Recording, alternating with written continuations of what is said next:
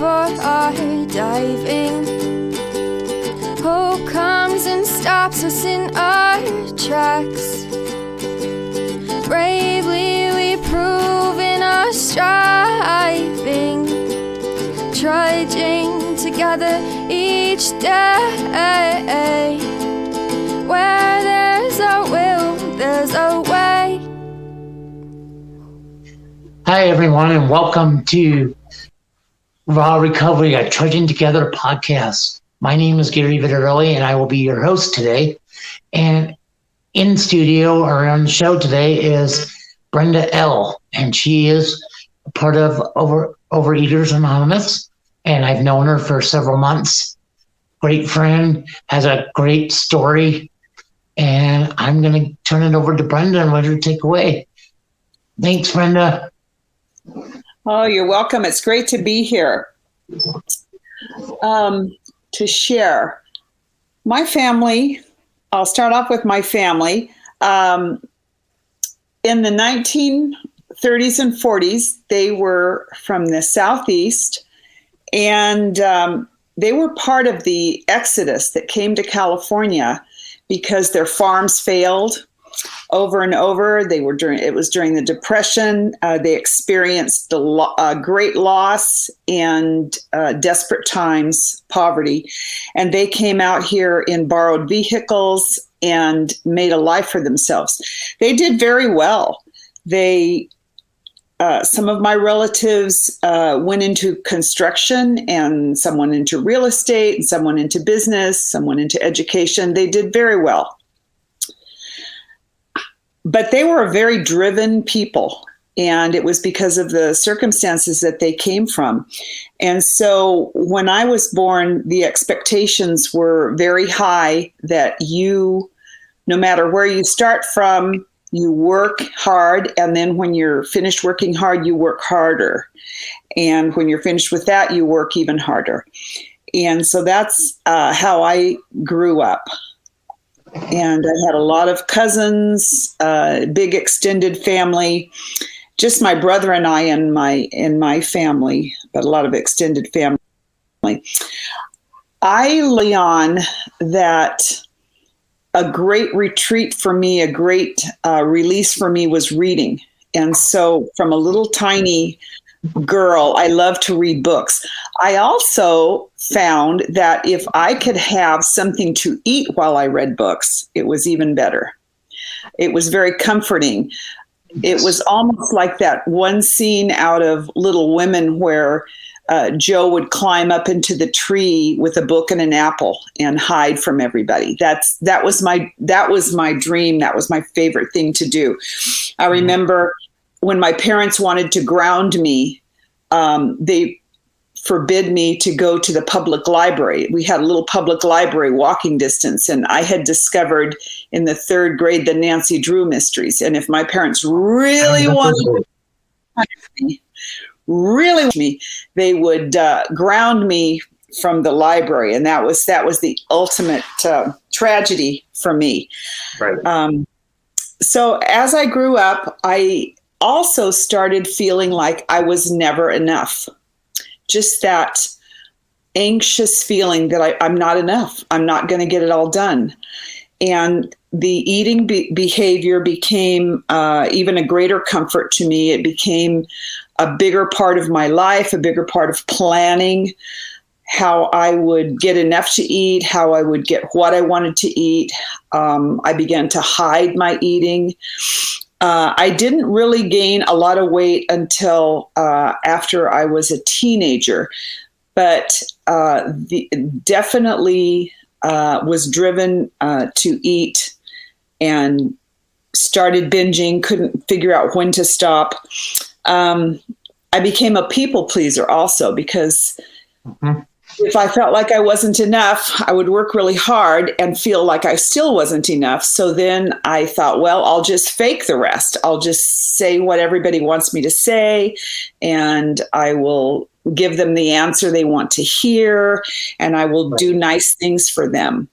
And then the anxiety would build up, and I would find a place to hide with my book and with food I had squirreled away during during what I hid food all over the place. Let's see. As a teen, I was very anxious. I was not allowed to date. I had a lot of very, very strict rules. And I felt I was in a very strict religious upbringing. And that kind of fed into the problem and to the anxiety. I found another way of escape, and that was I eloped as a teenager. And my parents strongly disapproved of my choice. They were right, because I ended up in a very dangerous and life-threatening domestic violence situation. I had been taught that we don't divorce, and so I set about to just try to live with my lot in life, and had 2 little boys. And finally, after 5 years, the priest intervened. My priest intervened and said, "You will get out of this. You have to leave. It is not." And so that was a turning point in my life. So then I was a single parent with a lot of fear and anxiety and 2 little boys.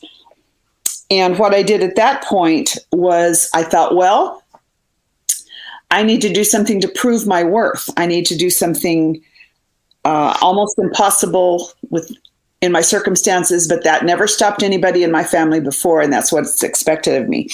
So I went to college, and long story short, I ended up with first my 2-year degree, and then my bachelor's degree, and then a master's degree. And after that, I began a career as an educator. After that, I remarried to a it's interesting, I was very careful the second time around, and I married the most gentle man. He was very lovely, very gentle, and we were married for almost 30 years, and wow. He passed away from with cancer a few years back, and we had a girl. And so I had the 2 boys and a girl. And in education, that is also a very hands-on, very tough career. I ended up teaching immigrants, and I was drawn into their stories, especially refugees from Asia, a lot of Hmong refugees, a lot of people from Mexico, Central America. And it was really a passion for me, and I enjoyed it. But again, the enduring problem for me was the anxiety building up, the stress, and how was I going to get a release? And so I would stop at fast food and all kinds of things on my way home. I was completely stuffed by the time I got home. Mm-hmm. And then I had to face, what are we going to have for dinner? And how do I hide the fact that if I eat one more bite, I something terrible will happen. And so I went on for decades in that career. I did find out and hear about, I tried every diet that there was, every last diet, every crazy diet. There was one that it had something to do with horse urine or something. I mean, I can't even begin to describe, it was an injection. Oh. And some of the components were just wild. There were the fasting regimes. There was the eat only cabbage. And then there were some more sane ones and balanced ones like Weight Watchers. And so I tried them all, the good, the bad, the weird, and anything that anybody told me that I thought would work, I tried that.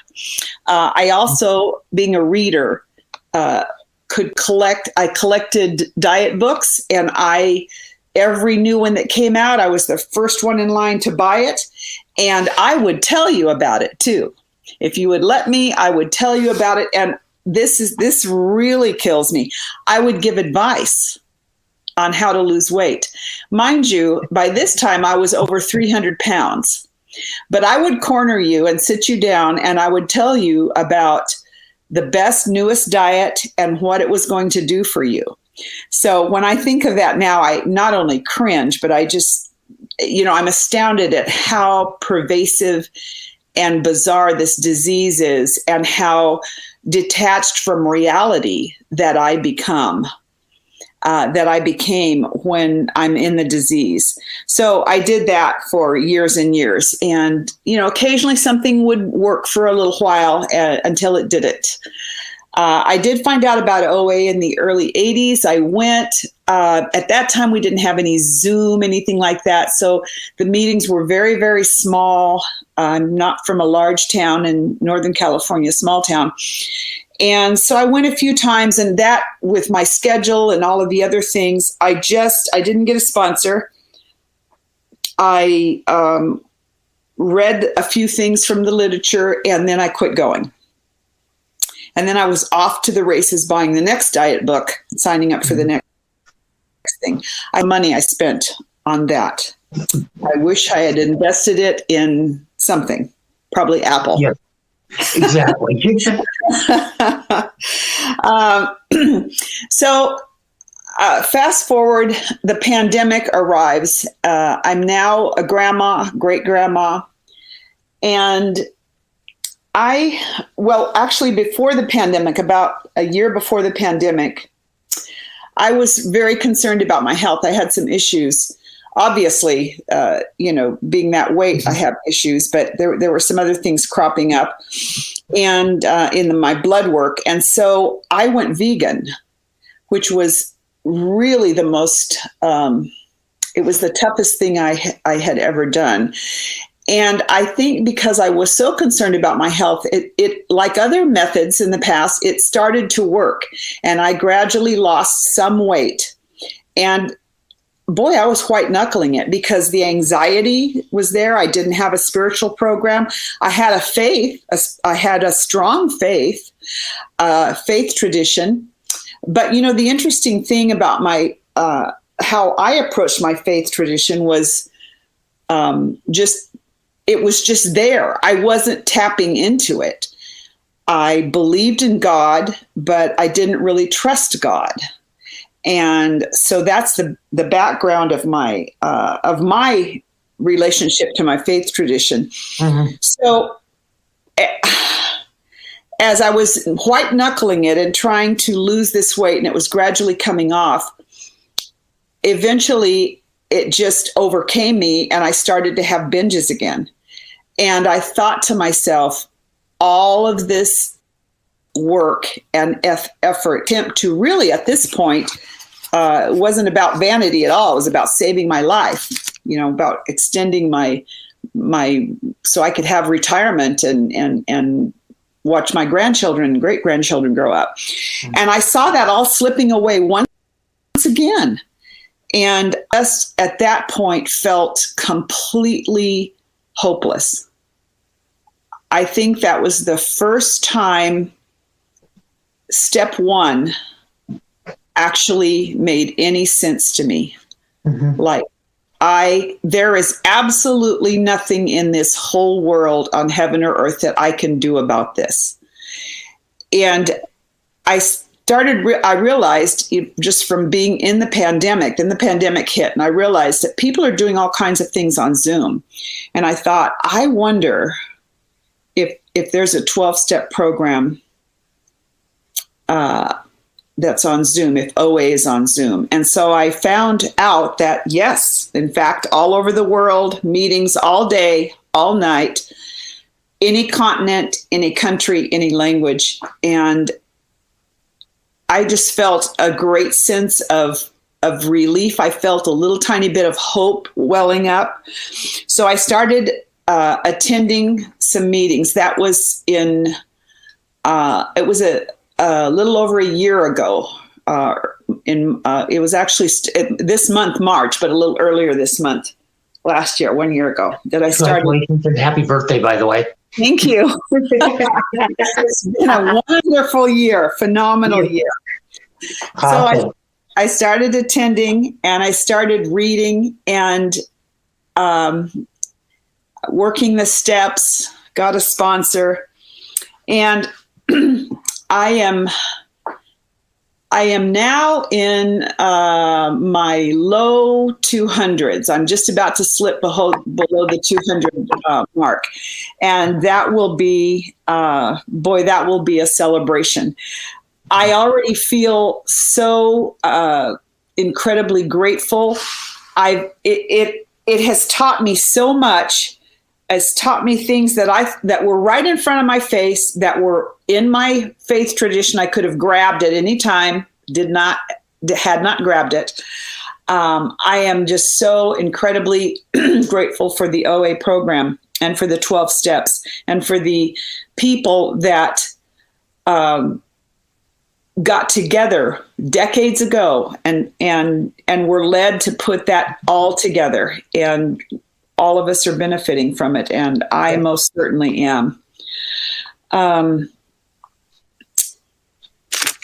done a lot of work recently about surrender, trust, and faith.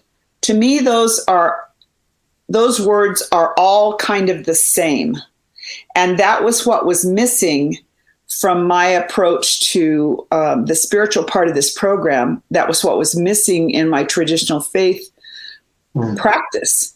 And that has been a struggle for me, but that is where the key is for me.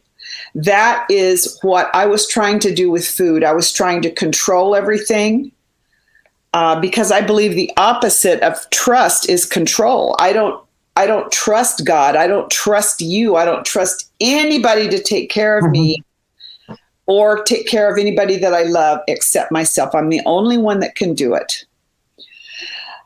Surrender. The opposite of that for me is anxiety. If I surrender something truly, I relax about it. I take it that day at a time. I take it that way. If I have anxiety, I am white knuckling every second, waiting for the other shoe to drop. I'm in a panic. I can't breathe. And faith to me is the opposite of fear. And faith, surrender, trust, and faith are really the bedrocks to me of this program. And, we have what we call the tools in the program, which, includes the literature and the meetings and service and all of these things. But that's all part of the surrender and the trust and the faith that you just do. I'm not expected to do, my higher power doesn't expect me to do what I can't do. In fact, the only way I got into this program is by admitting that I could do nothing, in fact, about this situation. And so it's really been, in my retirement years and the blessing of being retired, that I have time to study this and think about it and meditate on it.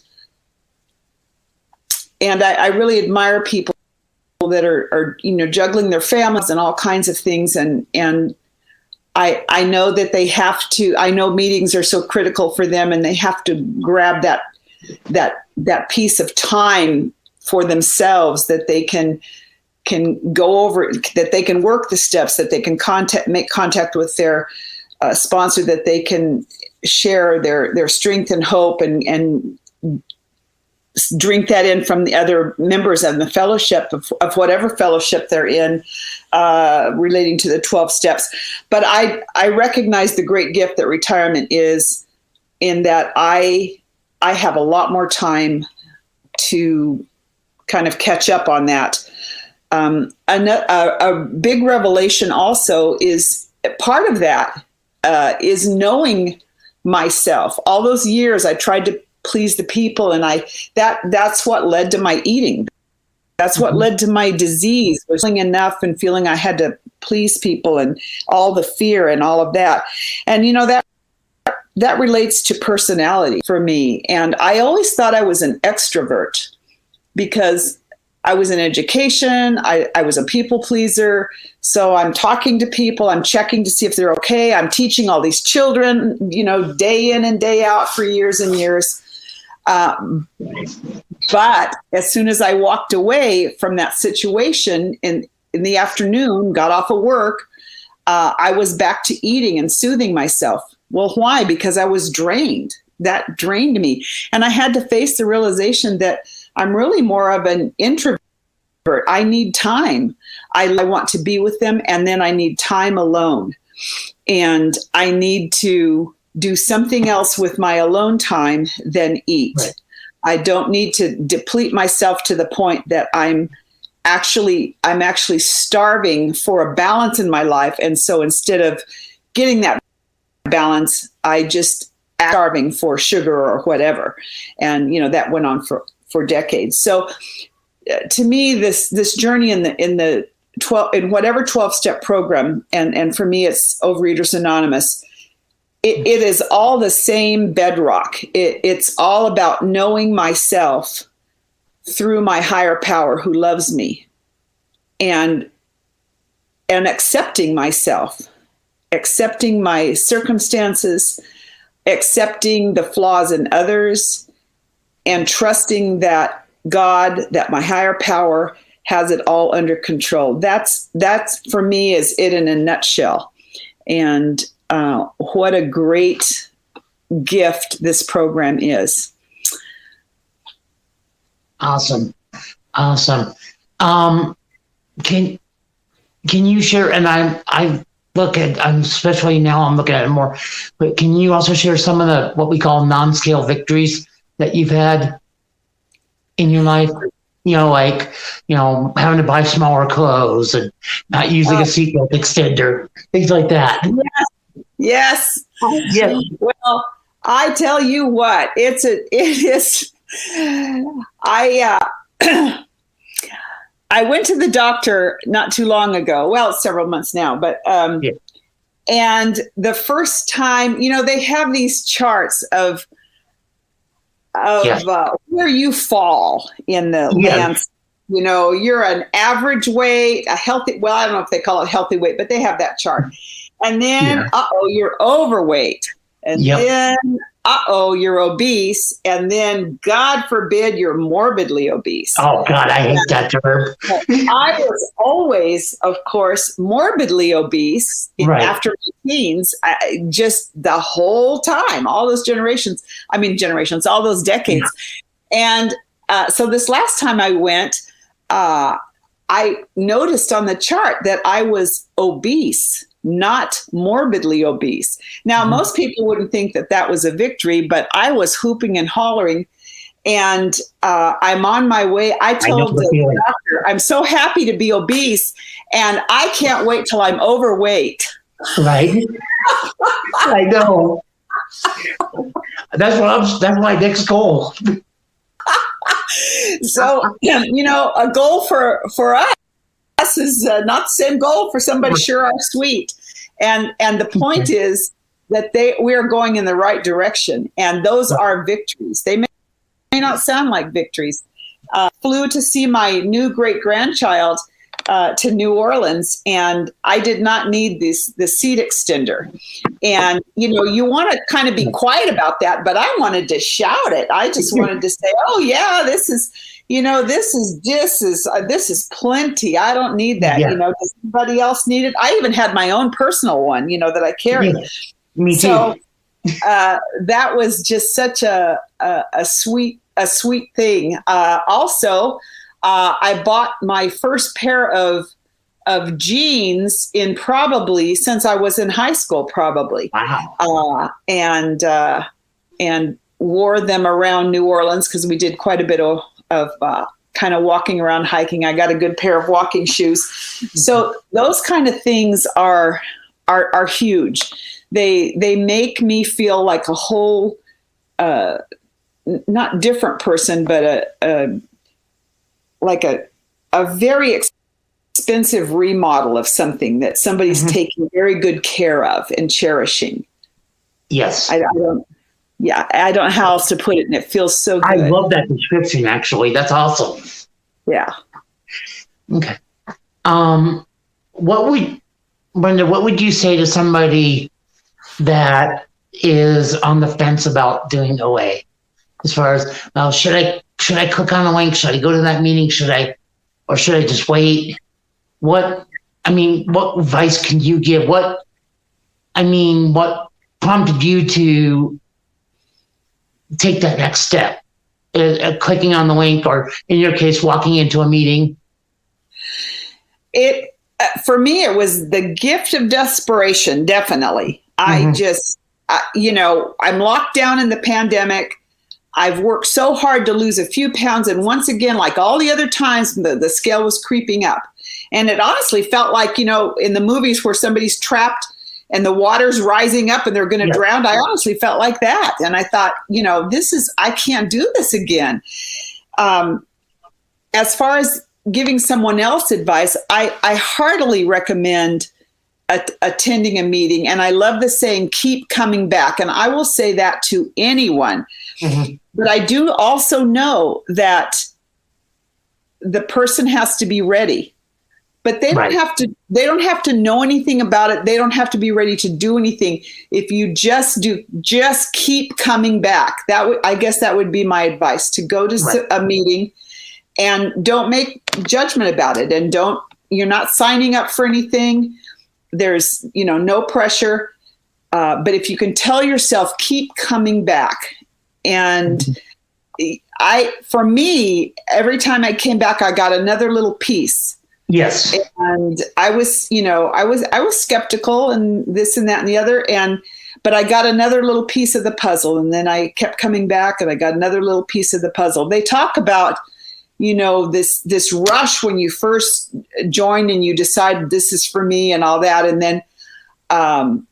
then after that, after a while you're going, man, I don't know. I don't know if I want to be in this meeting or this or that or the other. Just life sets in. And again, that saying in my head, keep coming back, keep coming back. It's a gradual healing. It's fast. Nothing is without effort, but it's not complicated. Yes, that's exactly. But all good things you have to work for. Right. Yeah. And then I'm going to share a quick story about Brenda and I. I kid that we are the get well buddies, because in meetings, sometimes when nobody will share, the leader will say something to the effect like, who wants recovery today, or who wants to get well? And Brenda would be the first hand up and I'd be the second hand up. Because Brenda and I having the same sponsor, I'm like, I can't let her out-share me. So that's how we became the get well buddies.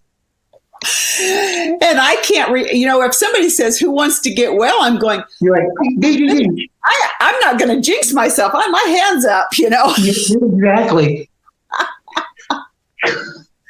You live with this disease long enough, you have there's no pride left. I'm just going to do anything, Yeah, exactly.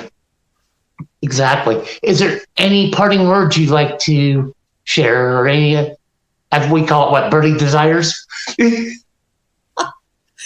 Well, I wish I could have one of those signs, and I wish I knew how to dance and flip it like the advertisers do in front of the buildings out on the street. If that would work and somebody would put up with a great grandma out there flipping that sign, I would be out there doing it. I want a video of that. Yeah. I know that it's, it's not about beating somebody over the head with a sign. It's by attraction. This is a program of attraction. Yeah. And I can't think of anything else more attractive to one's own self, inner peace, to have trust in a higher power, and my trust in God, the things that are allowing me to move around better, to do more things with my grandkids, to not have that doggone extender belt announced over the loudspeaker, to, see the scale go down, to be able to breathe easier, breathe better, walk further with my beloved puppies. I can't think of any other advertisement or recommendation that would be more attractive. You just fill in whatever is in your own life able to do right now that you would like to be able to do, and God will be right there with you. Perfect. Brenda, thank you so much. Thank you. You know, you're also one of my accountability buddies and a big part of my recovery. And it's been a pleasure having you on the show, and also a pleasure having you as a friend. Thank you. My feelings Thank you. exactly. God bless. Thank you. Thanks so much.